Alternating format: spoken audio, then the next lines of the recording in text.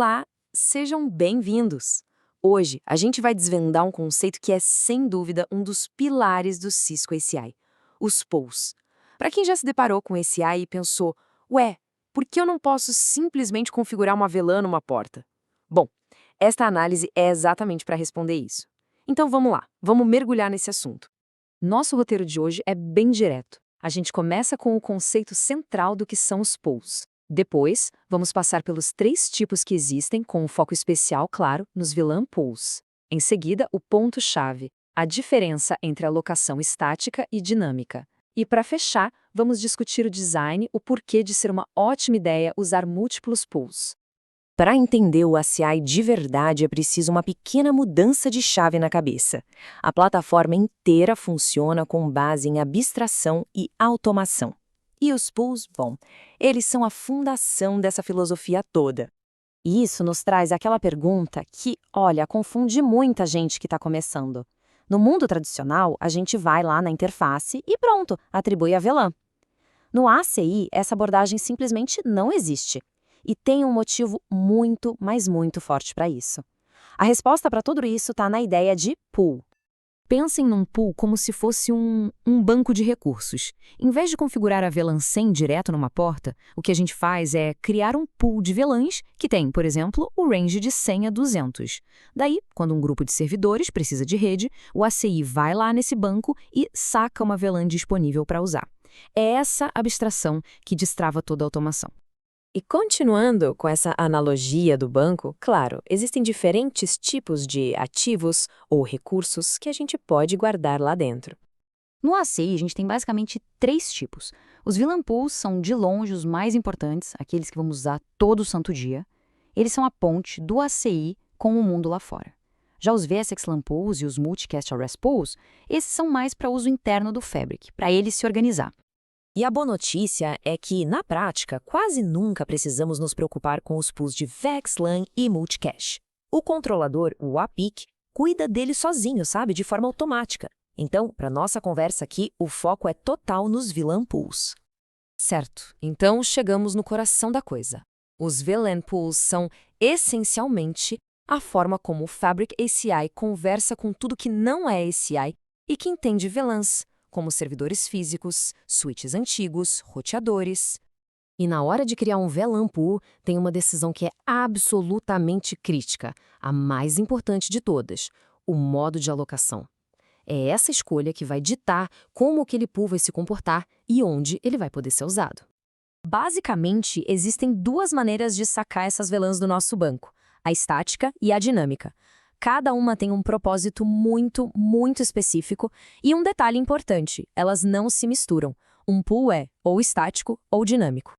Vamos comparar lado a lado. A alocação estática é um processo manual.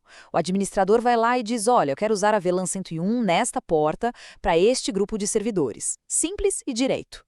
Já a alocação dinâmica, essa é a mágica. É tudo automático. O APIC conversa com um VMM tipo VMware vCenter e ele mesmo aloca uma VLAN livre do pool quando precisa. Então, quando que se usa alocação estática? Bom, sempre que o dispositivo que está do outro lado espera uma VLAN fixa que não muda. Pense em servidores físicos, os bare metal, sabe? Ou equipamentos mais antigos, conexões de camada 2 para fora do Fabric, as L2 Outs, e também subinterfaces de camada 3, as L3 Outs. O passo a passo da alocação estática é bem lógico.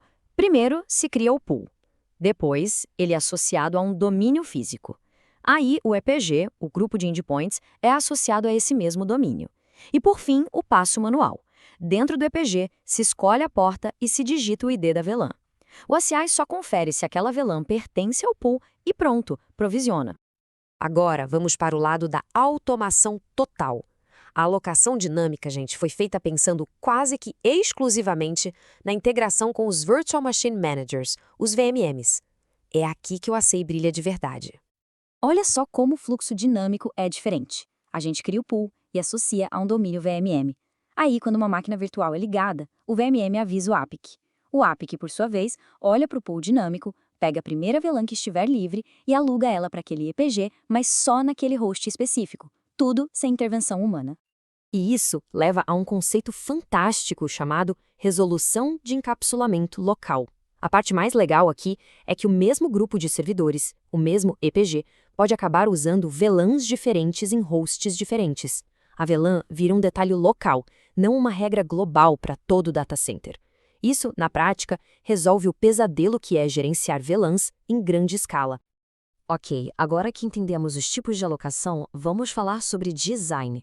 Como a gente deveria organizar esse nosso banco de VLANs no dia a dia?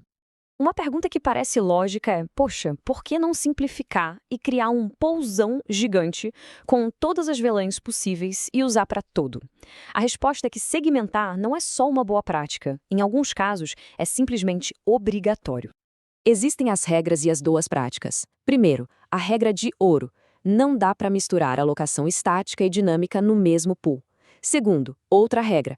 Cada domínio VMM diferente, tipo um vCenter de produção e outro de desenvolvimento, precisa ter seu próprio pool de VLANs sem sobreposição de números. Fora isso, segmentar por função é uma baita prática para manter tudo organizado e sob controle. E este aqui é um exemplo perfeito de um design bem arrumado. Percebam que existem pools dinâmicos separados para as VMs de produção e de desenvolvimento e pools estáticos, também distintos para os servidores físicos e para as conexões externas. Isso cria fronteiras claras e evita que um ambiente cause problemas no outro. Essa frase aqui resume tudo de forma brilhante. Os pools são a fonte dos recursos e a escolha entre estático e dinâmico não é uma questão de preferência, e sim uma decisão que é imposta pelo tipo de dispositivo que está se conectando ao Fabric. Então, o ponto crucial para levar para casa é este.